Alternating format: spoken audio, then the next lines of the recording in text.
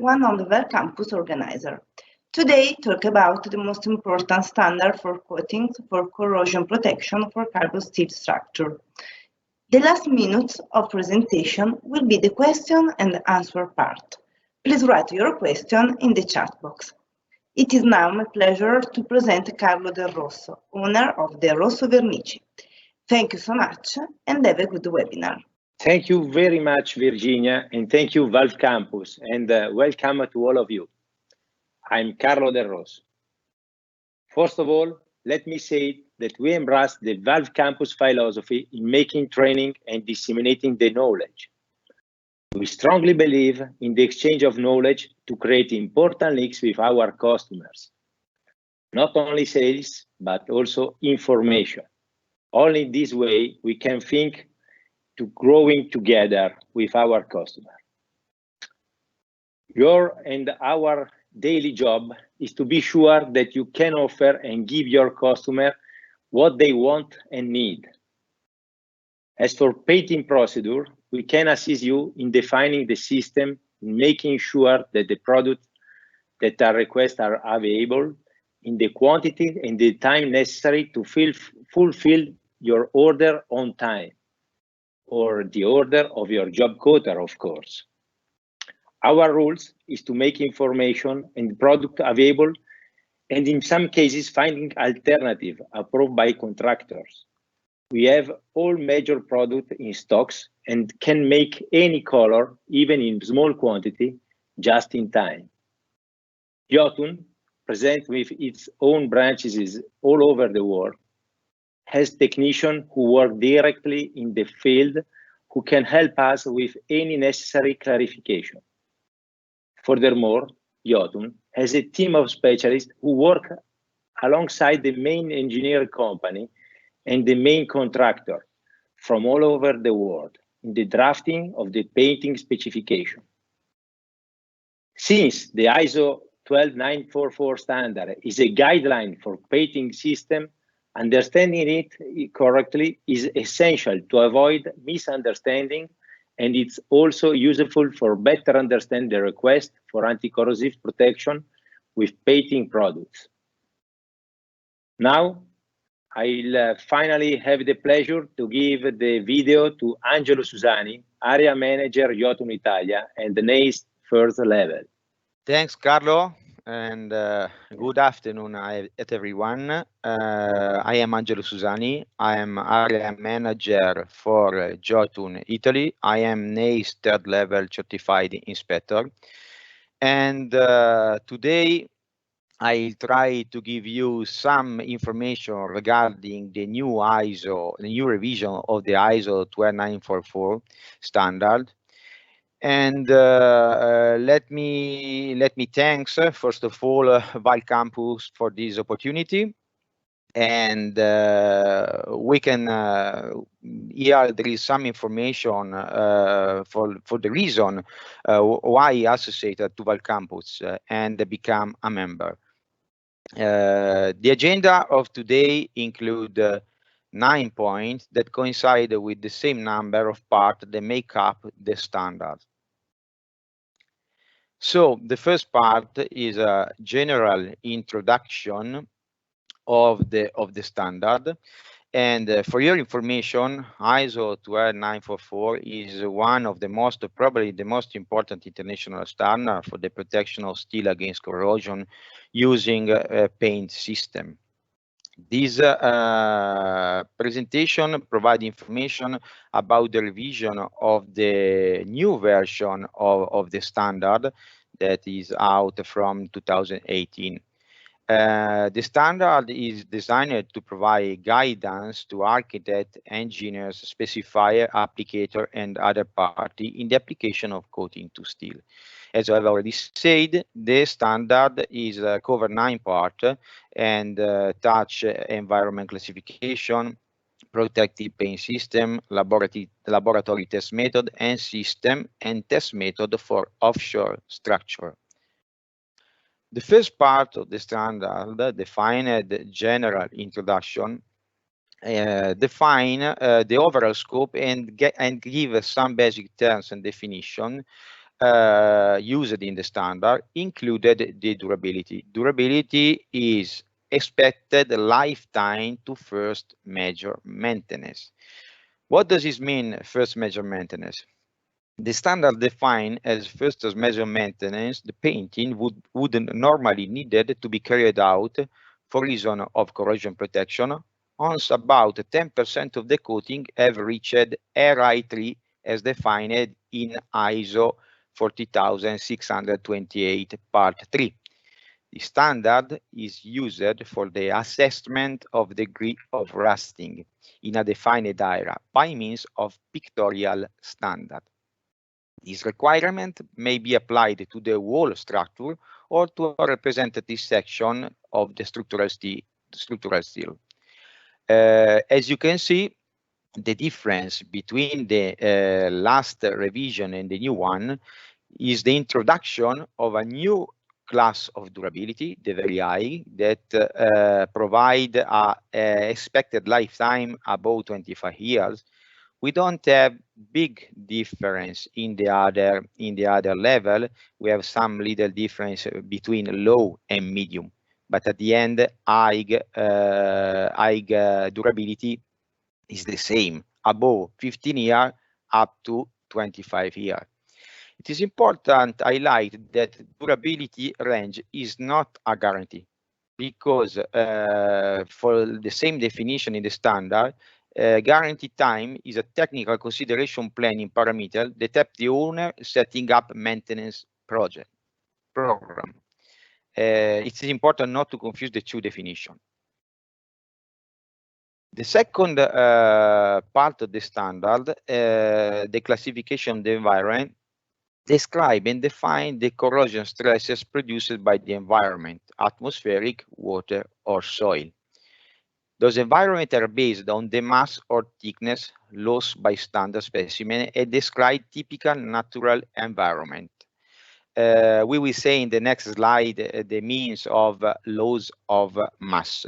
If it is not possible to expose standard specimens in the actual environment of interest, the corrosivity category may be estimated by simply consider the example of typical environment given in the table 1 present in the standard that describe every single environment. Here below, you can see the several corrosive environment or corrosion category. This is related for the atmospheric. We have a very low, C1, C2 low, C3 medium, and C4 high that remain the same as the last version of the standard. The news come from the C5 environment, because in the last version we had C5I and C5M. C5I was industrial, for industrial installment, and C5M for marine environment. Now the two environments are joined, and we have one environment called C5 that is used for onshore area with high salinity and the rest industrial area. We have a new environment, CX Extreme, that is now used for offshore construction. So everything is in the sea, offshore construction.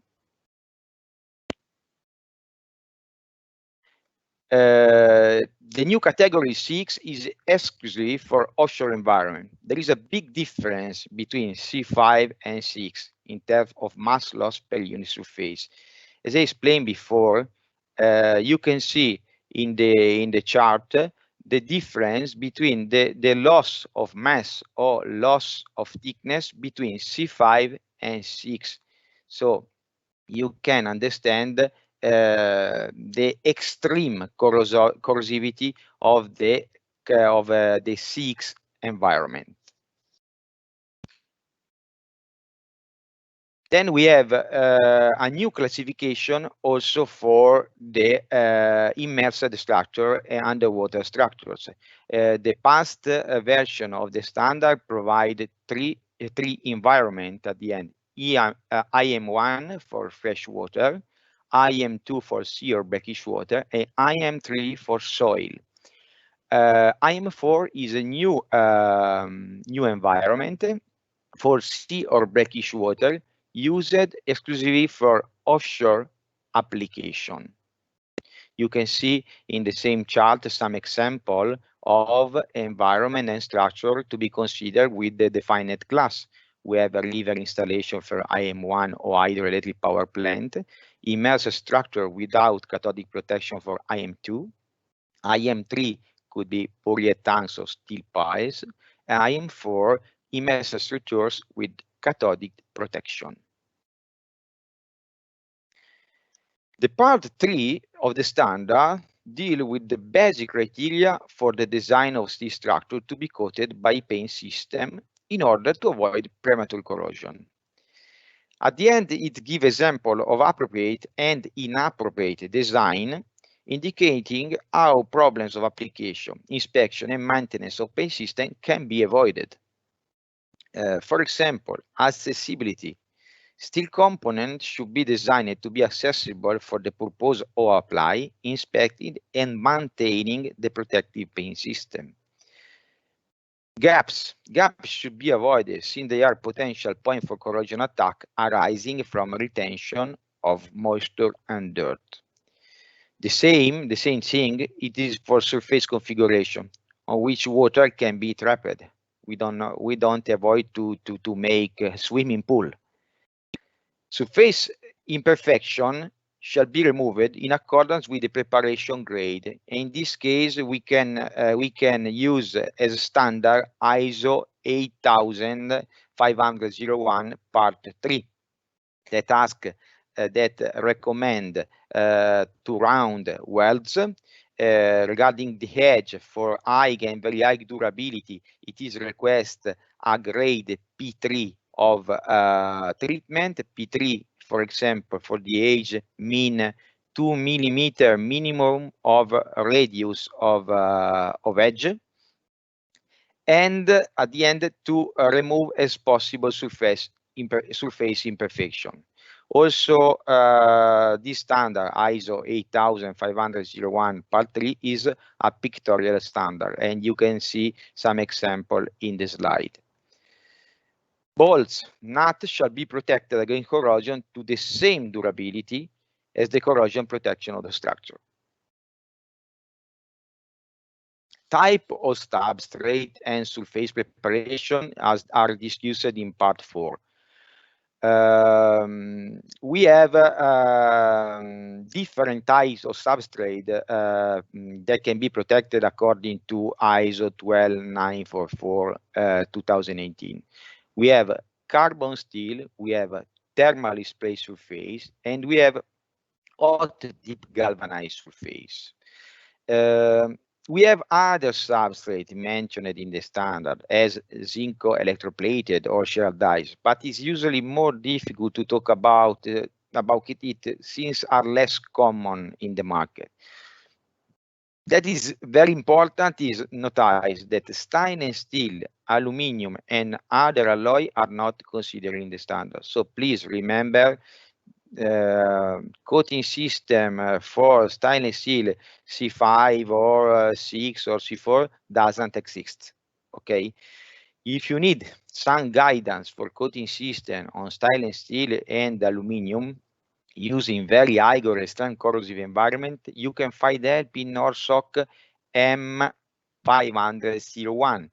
This is a standard developed by the Norwegian Petroleum Industrial, especially used for offshore installation. Regarding the pretreatment, we have a preliminary pretreatment mentioned as water, solvent, and chemical cleaning necessary to remove any potential contaminant, as example, grease, oil, soluble salt. Then we have mechanical cleaning to remove mine scale, rust existing, coating, and to obtain the expected grade and roughness. The reference standard preparation grade for ISO 12944 for primary surface is ISO 18501 part 1, and the minimum preparation rate for carbon steel is SA 2.5. For thermal spray, metallic and coating galvanized, we have a different reference standard for the preparation of the surface preparation. But I can give you an information that usually for this kind of coating, because at the end you can see that is agreed as change that galvanization and metallization are considered as part of the corrosion protection now in the new version of the standard. For this coating, the pretreatment request is sweep blast with non-metallic abrasive, like this example corundum or garnet, and chloride free to avoid to contaminate the surface. The part 5 is probably the most new part of the standard. At the end, describe the type of paint system commonly used for corrosion protection of steel structure.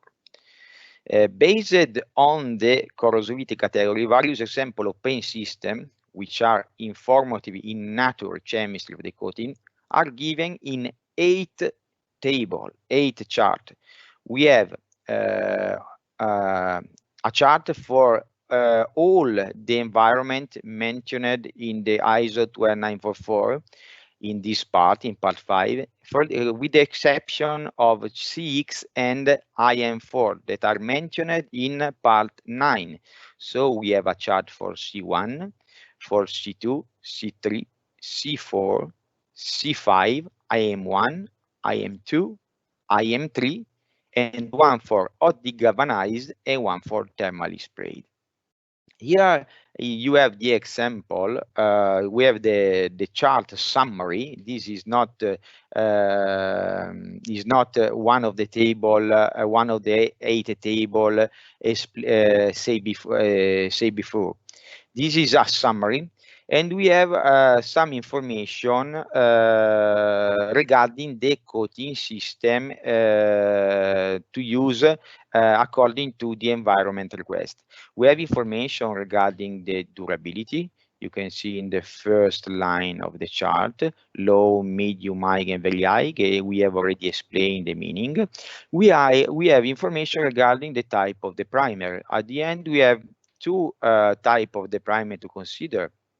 The first one, the ZNR, is zinc-rich primer coat that is a primer coat with zinc dust pigment content equal to or greater than 80% by mass in dry film thickness.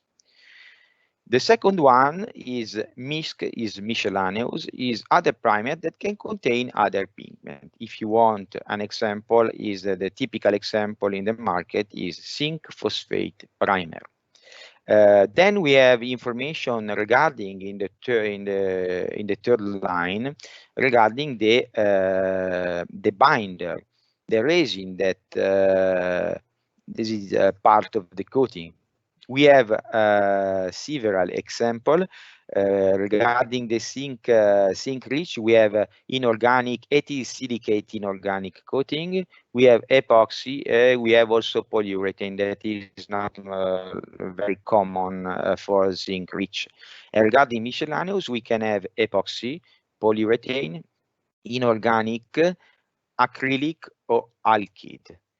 Then we have information regarding the subsequent coat that could be mid coat or top coat. In this case, we have epoxy, polyurethane, acrylic, alkyd. We can have this kind of product with this binder. Then we have information regarding each environment. We have, in this case, C2, C3, C4, C5. We have information regarding the minimum number of coating, okay, minimum number of layer, and nominal dry fin thickness. Nominal dry fin thickness. In this case, the minimal nominal dry fin thickness accepted. Okay, the news regarding the new version of the standard respect to the latest version is that we have alternative top as for example polysiloxane, polyaspartic, and fluoropolymer are now included in the gamma of assessed product. You can find it in the note of each table. While paint, as example, chlorinated rubber and vinyl chloride colopolymers have been removed for healthy reason.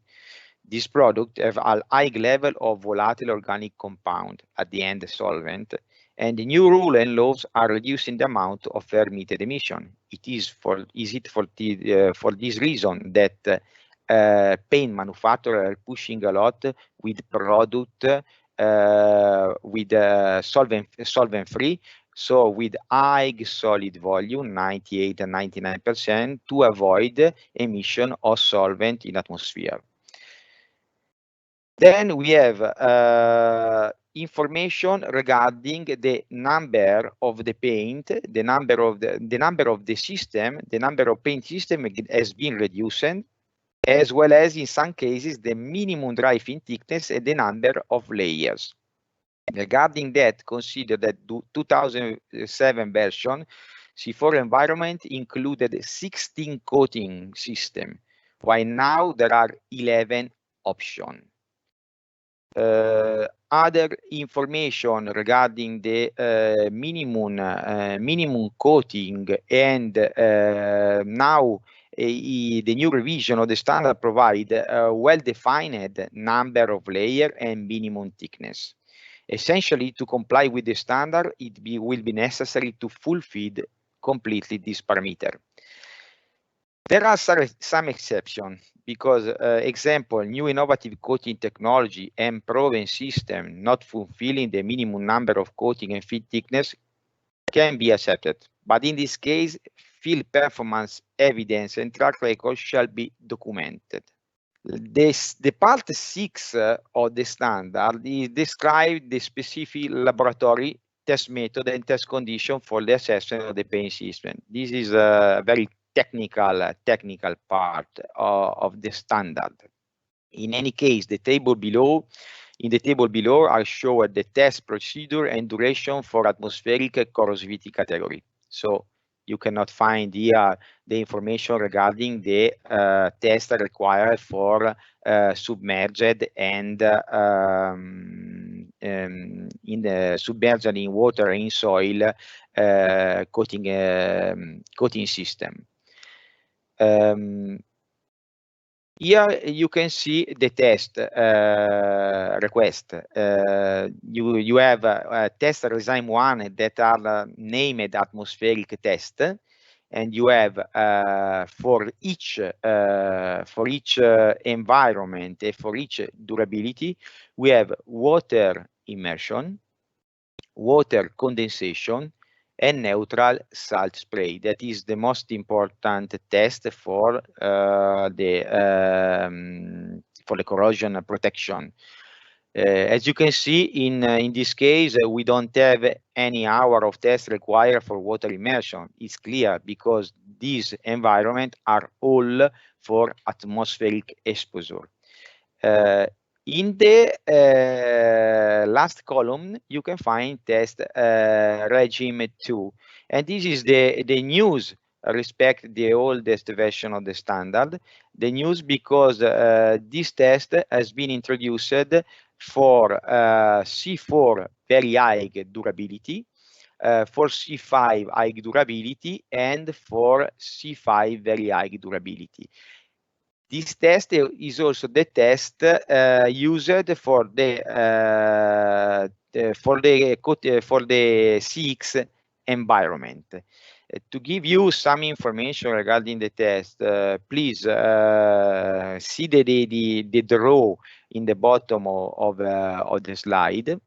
Is a cyclic aging test One cycle is composed by 7 days, and we have 3 days with condensation according to ISO 11507. We have 3 days with the salt spray, and we have the last day is low temperature exposition. Okay. 1 week, so one cycle correspond to 168 hours, okay, and for six are required 25 cycle. For C5 LI, if I remember well, should be 16, and for C4 and C5 high durability, 10 cycle. In the part 7, there are not big difference respect to the latest version. In any case, this part deal with the execution and supervision of paint work on steel structure in the workshop or on site. And we can find information regarding precondition for the execution of the paint work. So it means qualification of the coating, qualification of the personnel, proving that the painter is capable or skilled to carry out the work properly and safely, condition of the substrate, and also health and safety, environmental protection. Then we have information also regarding coating material, regarding the supply. Coating material shall be supplied in a condition that they are ready for use by the application method specified or recommended in the technical datasheet, in which should be included all the details which are necessary for the use. Then there is execution of paint work, which include application, coating, as mixing of the product, accessibility and illumination of the surface to be treated, application method, brush, roller, spray, ambient condition, and time interval between application of coat, and etc. All this information regarding the execution of paint work. Then there is the part regarding the supervision of the paint work that spoke about measurement and test instrument assessments of the coating. As example, dry fin thickness, adhesion, and porosity. And precisely for the last point, we have the agreed change respect the last version of the standard. Now, for measurement of the dry fin thickness, the standard to be used is ISO 90840 instead of 20,880. Then we have to remember to use the correction value according to the grade, to the roughness profile checked according to the ISO 8503 part 1. If we have a surface profile fine, we have to deduct 10 micron from all the dry fin thickness. If we have medium, we have to deduct 25. If we have coarse, we have to deduct 40. The part 8 of the standard covered the development of specification for corrosion protection of steel structures using protective paint system. When writing a specification for new work or maintenance, it is important to choose the most suitable protective paint system. To do that, all the relevant parameters should be taken into consideration. For example, required durability, environmental condition and special stress, because there is difference from atmospheric exposure and submerged exposure, surface preparation, different generic type of paint, for the same reason I was just say, because for atmospheric exposure, zinc is strongly recommended in aggressive environment, but is not recommended the same for submerged area. Method of application requirement. Also in this case, method of application in shop is possible to apply with spray, airless spray, conventional spray. In other case, in field, especially in condition like example platform offshore, sometimes maintenance is carried out with brush or roller. Then we have health and safety requirement And there we have also information regarding place of application, scaffolding requirement, and requirement regarding future maintenance. The part 9, the last part of the standard, describe paint system for high durability according to ISO 12944 for ambient CX. So in this case, we have only one durability. We don't have low, medium, high, and very high, but for CX and for IM4, we have only high durability. The ISO 12944/9 replace the ISO 20340. That is the standard used also to test paint system according to NORSOC.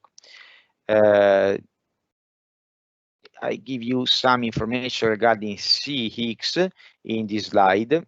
We have at the end 3 environment. We have 6 offshore is completely for atmospheric exposure. Then we have 6 or and IM4 for splash and tidal zone. That is a typical environment in platform. And we have IM4 for submerged area. You can see also in this case the recommended type of primer. We have zinc rich. Okay, we have for offshore, we have for splash zone that is a different condition respect to submerged, because for example, for submerged area, we don't have zinc rich recommended. As I have already said before, zinc is not recommended for submerged area. Then we have a recommendation regarding the nominal dry fin thickness, recommended the minimum number of coats, and the minimum nominal dry thickness of the whole paint system. In this case, we have also information regarding the minimum pull-off test value that is to evaluate the adhesion of the system to the substrate. And I think that it's all. And if there are some questions, Carlo, if there are some questions, I'm here to answer. Well, thank you very much, Angelo. Yes, we have some questions. Let me read this question.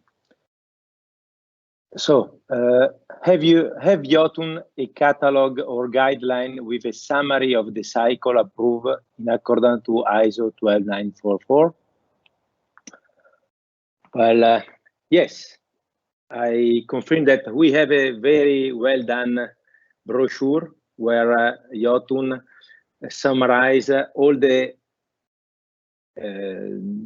guideline for the ISO 12944 2018 edition. And if you give us your email, we can send the brochure in PDF version. Other question? There is one. So, referring to part 7, kindly explain how we need to consider the correction value when we measure a dry film thickness of a complete cycle. Angelo, want to answer? Yes. As I already say, you have to measure the complete dry fin thickness according to the standard ISO 19840, and then we have to deduct the value of the roughness profile. In this case, there is the standard is 8501 part 3. Okay, that give us the 3 grade of roughness: fine, medium, and coarse. And according to the roughness profile checked, we have to deduct the value. For the fine is 10, for the medium is 25, and for the coarse is 40. Then there is some some rule also for the minimum DFT, total minimum DFT and maximum DFT that are related to the standard, but probably is better to touch in another webinar or in another moment, because it's a long story. Thank you, Angelo. So, another question. Why, in your opinion, this specification consider only carbon steel and galvanized surface and not, for example, stainless steel like another painting project specification? Angelo, want to answer you? Yes, it's a good question. It's a good question, but I can say my personal opinion, because honestly there is not an answer. You have to consider that aluminium and stainless steel has a different behavior in the corrosive environment respect the carbon steel. They are, let me say, less subject to the corrosion, because for example, stainless steel probably you know, contain a part of chromium, more or less should be 11% of chromium, and so it's less subject to less subject at the corrosion. And I think this could be a reason. Another reason is that this standard cover protection of structural steel against corrosion. And yes, we can imagine valves, actuator, but you have to imagine also stadium, bridge, and this kind of building require a big amount of steel, and all of us know the cost of stainless steel. It is impossible to think to a stadium or a bridge build with all the profiling stainless steel. So this could be another reason. And then I remember my old colleague that introduced me in protective coating, that say an expression, and he said that the carbon steel is protected and the aluminium and the stainless steel is decorated. So probably one of the reasons, but honestly, is my option, Carlo, is my opinion. Good. Thank you, Angelo. We have another question. Are products to be used to satisfy ISO 12944 present at stock or need to be prepared appositely? I can answer this. Well, all the products are available on stock in our facility in Bergamo or in the warehouse of Jotun in Trieste. And all the top coat, we can make all the color with also in small quantity, and in just in time we can make all kind of color, Mansell color, British standard color, or any kind of standard color exist. I have other question. Referring to part 7, what is the major differences between NORSOC and 501 specification and ISO 12944 regarding offshore requirements? We said, Angelo. Yes. Oh, okay. Difference. Okay. ISO 12944 part 3 refer exclusively for atmospheric and submerged, with the option of splash zone or completely submerged area. So we have a limitation in terms of coating system. While NORSOC M501 is a standard that is related completely to the offshore. And in the standard, we have a lot of information, a lot of coating system qualification for different environment. For example, we have also coating system for fireproofing. We have also information regarding lining used in offshore installment. Lining is a coating that has a good resistance in contact with the chemical substance.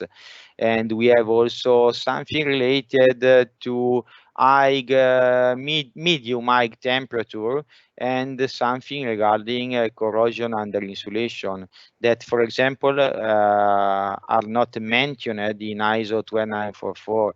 ISO 12944 is related only to atmospheric and submerged exposure, but not in high heat temperature.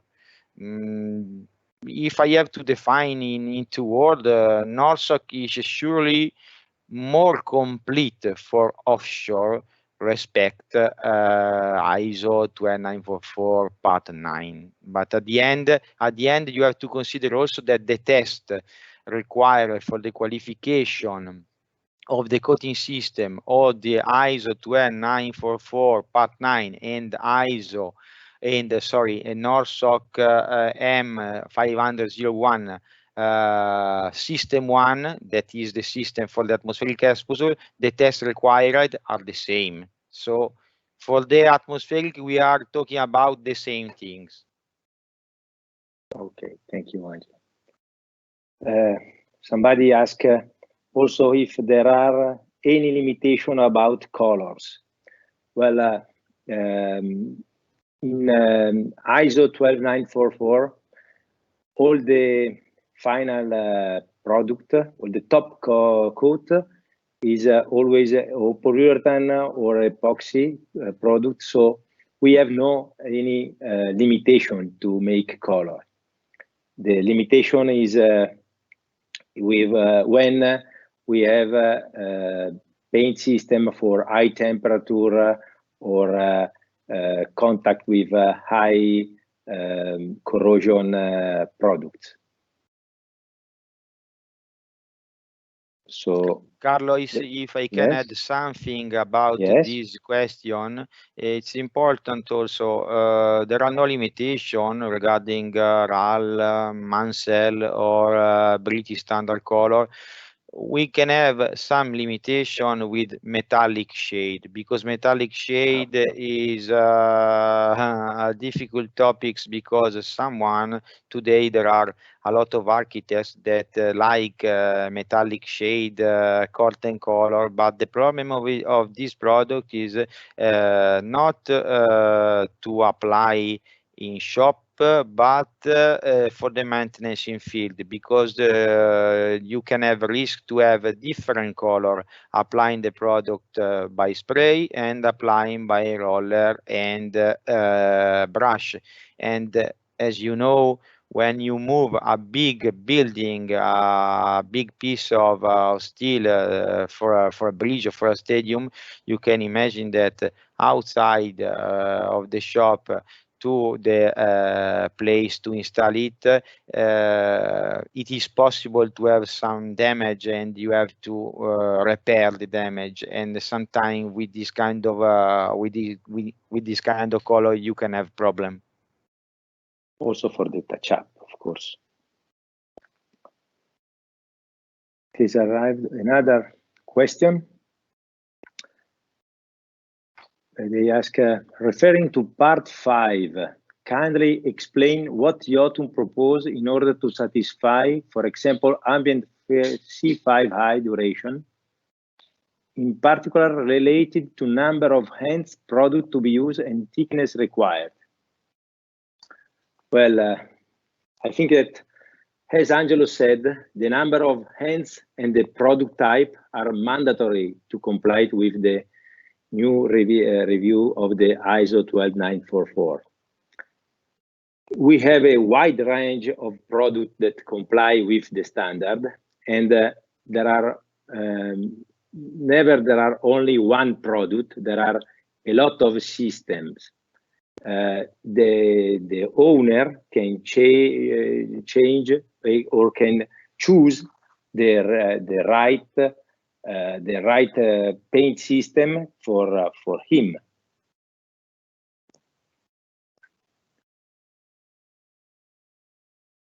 Arrive another question is, are there any indication regarding the thickness of the paint layer?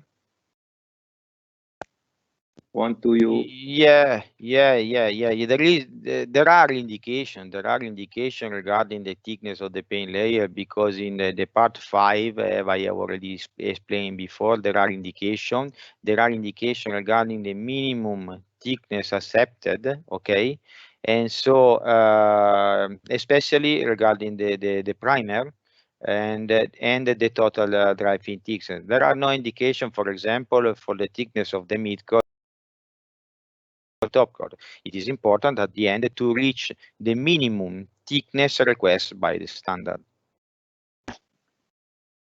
Another answer, is that right? Another asking, they ask C5 aware environment. Let me see, because C5 environment have less mass loss respect CX environment, but the request DFT is minimum 320 micron, respected to 2080 micron for CX.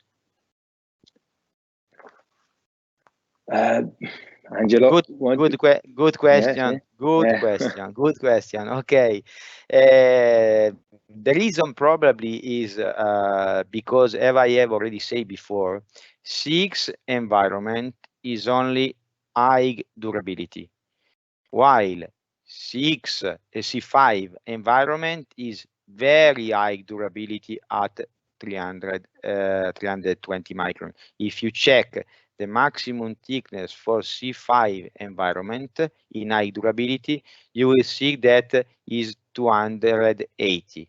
This is the reason at the end. Then I can say one thing more. For Rosso M501 for system 1, the minimum dry fin thickness requested is 280. So in this moment, a lot of paint manufacturers at the end move, let me say move, the Rosso tested coating system to the ISO 12944 part 9, because I've already said before, the tests are more or less the same. There is very little difference. So it is for this reason we have to remember 6 is only high durability. C5 is high durability, but also very high durability. This is probably the reason. Okay. Other question? Well, we are on time. I don't see other question, so I think that during this webinar, we touch on several aspects about corrosion protection with paints. Some more important for the job coater, and some more important to understand for you that produce the valves. So ISO 12944 is a very good guideline to choose the right paint system. And I think that we can appreciate a lot VALVEcampus for for give us the possibility to be here. And thank you all, Virginia, and all you in VALVEcampus, and you that are here with us. Thank you all speakers of today for their good presentation. The webinar is recorded and will be published on VALVEcampus YouTube channel. Please subscribe on it. Then follow VALVEcampus on the official LinkedIn page for have news to the next webinar. I wish you all a very nice day, and thank you, Carlo, thank you, Angelo, for your contribution. See you all. Bye-bye.